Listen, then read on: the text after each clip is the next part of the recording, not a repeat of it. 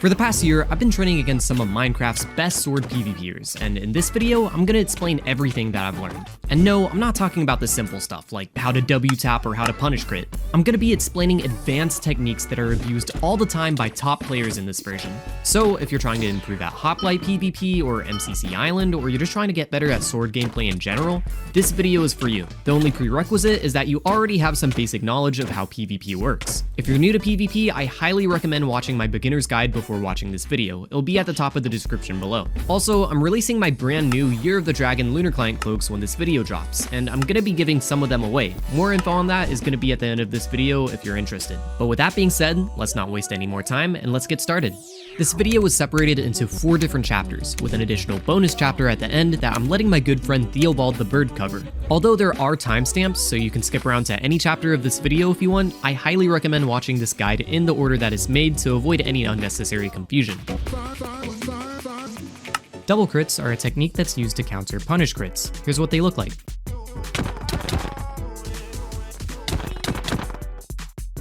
Punish crits, if you recall, are crits that you get from falling after someone attacks you. While punish crits are generally really strong in some situations, they also leave you vulnerable, and double crits take advantage of that. To double crit, after you get your first crit, immediately jump and crit the other player again. Just like that. As you can see, this technique punishes players that try to punish crit you by letting you win the trade with an extra crit. Double crits can be super powerful, but are only effective if your opponent tries to punish crit you. That's because double crits are countered by sprint hits. If your opponent sprint hits you instead of punish critting you, you're gonna get sent flying, which can put you in a really bad spot if you don't fly out of the trade.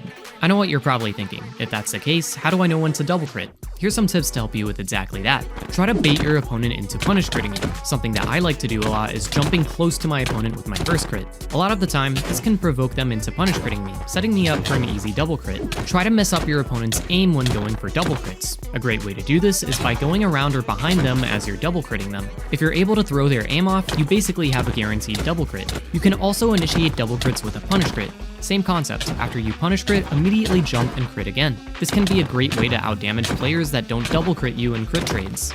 If you try to double crit your opponent and they sprint hit you instead of punish critting you, immediately hold S. If you do this right, you can safely fly out of the trade while being up on damage. There's also another variation of double crits that I like to call standing crits. They're extremely similar, but the difference is that standing crits are initiated with a sprint hit instead of a crit. To do them, start with a sprint hit, but as soon as you get the hit, jump into the air and crit on your way down. As you can see, standing crits punish your opponent for trying to punish crit you the same way that double crits do. This makes standing crits extremely useful in situations where you sprint hit your opponent, but they don't take enough knockback to be put in a combo. Instead of letting them repeatedly punish crit you, standing crits counter that. If you want to win trades consistently, you need to know how to initiate and counter stuns. A stun is a sprint hit that knocks your opponent far enough away from you that they aren't able to hit you back. For example, if you take a look at combos are pretty much a bunch of stuns being chained together. Stuns aren't just used for starting combos, however. You can use them to set up for any kind of free damage, whether that be in the form of crits, double hits, or a combination of both. Stuns are invaluable when it comes to winning trades, which is why it's essential to know how to initiate and counter them. Let's first talk about how to initiate stuns. One of the most common ways to initiate stuns are with deflections. A deflection is done by sprint hitting your opponent immediately after they attack you. Just like that. If you know what hit selecting is, this is pretty much the exact same thing. A well-timed and well-spaced out deflection will cause you to stun your opponent. Your timing and spacing matters a lot when it comes to landing deflections. If your deflection is timed too late, or if you're too close to your opponent when you use a deflection on them, they'll be able to hit you through your deflection and you won't stun them. One example of this is a technique that I'm calling reverse deflections. Reverse deflections are done by sprint hitting your opponent immediately after they use a deflection on you. Just like that. You're effectively deflecting their deflection, if that makes any sense. Be mindful though that reverse deflections will only work if your opponent doesn't stun you with their deflection, so they won't work in every situation. Maintaining the right timing and spacing for your deflections is a little bit tricky since this changes depending on what ping your opponent has. For example, when it comes to higher ping players, it might just be easier to use reverse deflections to stun them. That's what makes deflections a little bit tricky to master. If you find that you're being hit through your deflections, you should subtly adjust your spacing and timing until you're able to stun your opponents consistently. Aside from deflections, there's a few more ways ways to get stuns that I wanted to mention. One way is by getting your opponent to miss their attack before you sprint hit them. You can do this by stopping your movement or holding S when your opponent goes in to attack you. As soon as you see them miss their attack, your next sprint hit will stun them, given that you aren't too close to them. You can also get your opponent to miss their attacks by strafing side to side as you fight them. Every time your opponent misses an attack is an opportunity for a free stun. Another way you can get stuns is by going for 3-block hits at the start of trades. You're essentially trying to sprint hit your opponent before they're close enough to hit you back. For this to work, you need to be running at a full sprint towards your opponent when you hit them. If your opponent isn't running at a full sprint towards you, a lot of the time they won't be able to hit you back if you hit them from far enough away. If your opponent jumps at you and you're able to hit them as they're rising from their jump, that's also usually an opportunity for a free stun. Just remember to be cautious when entering trades, since a skilled opponent can put you in a stun using the exact same methods. Knowing how to initiate stuns is great, but that's only half of the story. Let's talk about how to counter stuns. The first way is to jump and hold S when your opponent stuns you, so that you fly out of the trade. Just like that.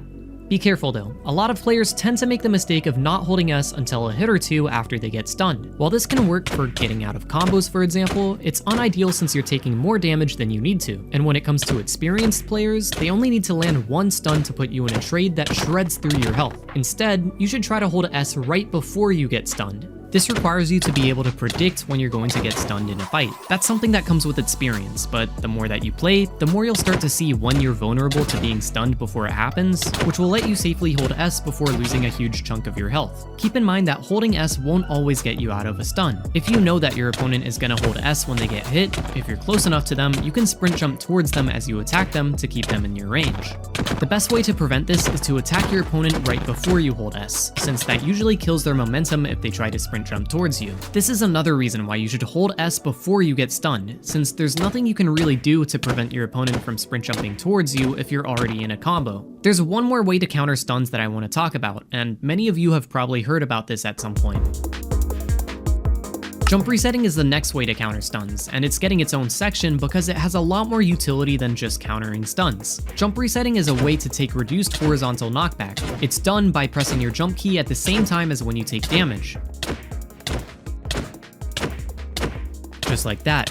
The timing for jump resetting can be a little bit tricky to get down, so I recommend practicing it with a friend or against a bot until you're confident about your timing. Because you take less knockback, jump resetting can be a really valuable tool for countering stuns, initiating stuns, and even getting crits. With that being said, jump resetting can also be very punishing because if you don't time your jump correctly, you're gonna get sent flying away when your opponent attacks you. This means that you have to have a good sense of predicting when your opponent is gonna attack you for jump resetting to be effective. Don't worry though, because I'm gonna list some of the best and most safe situations that you can jump reset in. Jump resetting against combos. This one should be pretty self-explanatory. Since most players combo to a set rhythm, they usually aren't that hard to jump reset out of. When players combo, they usually hit you the moment that you fall to the ground with every hit, which is generally when you want to jump reset. Jump resetting against deflections. Since a lot of players like to abuse deflections, you can use them as a free opportunity to jump reset. If you know your opponent is going to use a deflection on you, press your jump key the moment after you attack them to jump reset against their deflection. You can do this as many times as you want, making it near impossible for your opponent to hit you away as long as you're timing your jump with when they sprint hit you. Jump resetting against 3-block hits. A lot of players like to start trades by getting a 3-block hit that puts you into a stun. You can sort of tell when a player is going to do this if they're not jumping around and they're just sprinting straight towards you. If your opponent's doing this and you sprint at them, hit them as soon as they're within your range and press your jump key at the same time, you'll jump reset against their attack, which will let you get a free crit on them as you're falling to the ground.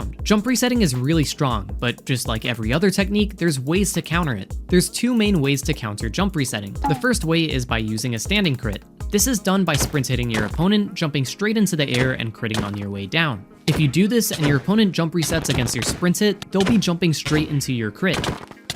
Keep in mind though that this technique only works if your sprint hit stuns your opponent. If it doesn't, you'll get sprint hit away before you can land your crit. That's why it's generally recommended to use your standing crit after a well-timed deflection or at the end of a combo if you want it to be the most effective. The second way to counter it is by delaying a sprint hit. If you delay your sprint hit when your opponent tries to jump reset, this will cause them to jump before you attack them, sending them flying away when you hit them as a result. It should be noted that both of these strategies require you to be able to predict when your opponent is going to jump reset for them to be effective. This is something that comes with experience and only gets easier the more that you play. Also, jump resetting causes you to take reduced knockback, not no knockback. If you distance yourself well enough, you can still stun and combo players that are jump resetting. This is a lot harder to do though, and S-tapping is very helpful if you're attempting this. Knowing when and how to jump can put you in a massive advantage in a fight. There's two jumping techniques that are commonly used to stun other players. The first one is called uppercutting. Uppercutting is done by jumping and sprint hitting your opponent at the peak of your jump. Just like that. Uppercutting is used to help you attack someone who would otherwise be too far away from you. This works since your movement speed is at the fastest at the start of a jump, giving you enough speed to catch up to your opponent if they're not too far away from you. Uppercutting is also commonly combined with an S-tap right after you get your sprint hit. This helps you maintain some distance from your opponent when you uppercut them, which is very useful if you want to keep yourself out of your opponent's range. Generally, the best time to use an uppercut is right after you stun your opponent. For example, using a deflection straight into an uppercut is a great and easy way to start combos against less experienced players. The second jumping technique is called sprint cutting. Sprint cutting is pretty similar to uppercutting. The biggest difference is that you time your sprint hit as you're falling from your jump instead of at the peak of your jump. Sprint cutting has two different variations to it that are used in different types of situations. The first type are called lunges. Lunges are done by sprint jumping forward and getting a sprint hit on your opponent as you're falling from your jump. Just like that. As you can see, you move forward a whole lot faster when you use lunges as you attack compared to just sprinting forward without jumping. This makes lunges ideal for getting extra hits on players that try to hold S out of a trade.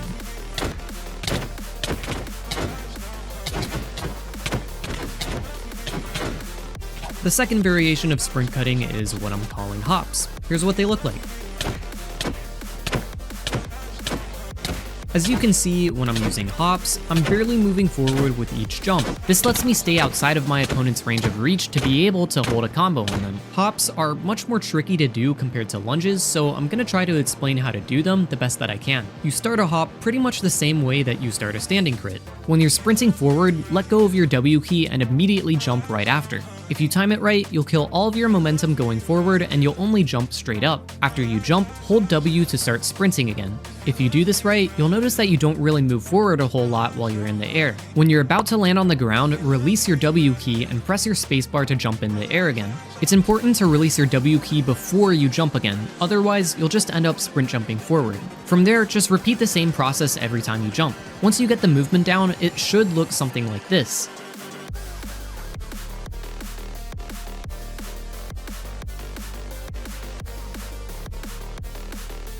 All you need to do now is time your sprint hit as you're falling from each jump. You want to time your hit right before you release your W key, otherwise you won't get a sprint hit. With enough practice, you can use hops to hold other players in combos, as long as they don't back out of them. Hops can be really powerful for two different reasons. The first reason is that they help disguise your sprint hits as crits. Most good players don't hold S when they think someone is going to crit them, since crits don't deal enough knockback for you to be able to get hit out of the trade. This can fool a lot of players into staying in combos when you're using hops, as long as they're expecting you to crit them.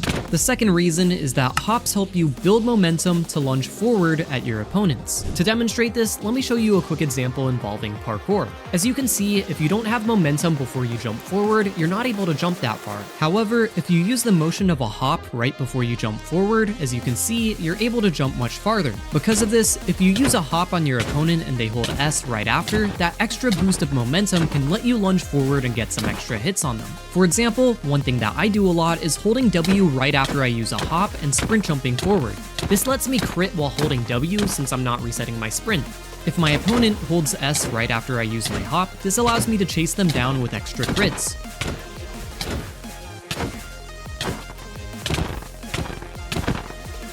Another thing that you can do is alternate between using hops and lunges whenever your opponent decides to hold S. As long as you're able to predict when your opponent holds S, you can keep players in combos that are extremely difficult to get out of. This is one of the hardest sword techniques though, and it requires a ton of practice and prediction to be able to pull off. The last chapter of this video is going to be about some important knockback mechanics, and I'm letting my good friend Theobald the Bird explain everything. He's an insanely good PvPer, so make sure to check out his channel in the description below. Hi, I'm Theobald, a pro Minecraft PvP coach, and I'm going to teach you the secret rule of dealing knockback. If you didn't know, hitting someone midair will knock them in the direction they're already going. So if you hit someone who's critting you, for example, they'll end up taking little knockback and will stick to the floor. This is why you should always follow the golden rule of knockback. Don't KB hit someone who's falling down. Whether it's during a combo or they're critting you out, just wait till they're on the ground or jumping up to get that extra knockback. On the flip side, try to space yourself so that when you jump, your opponent is forced to hit you as you're falling. This is an essential technique for reducing your own knockback and can be used to crit repeatedly or even start a combo.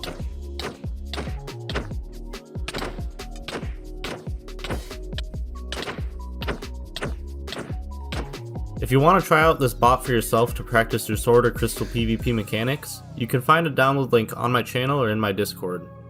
Back to you, Intel.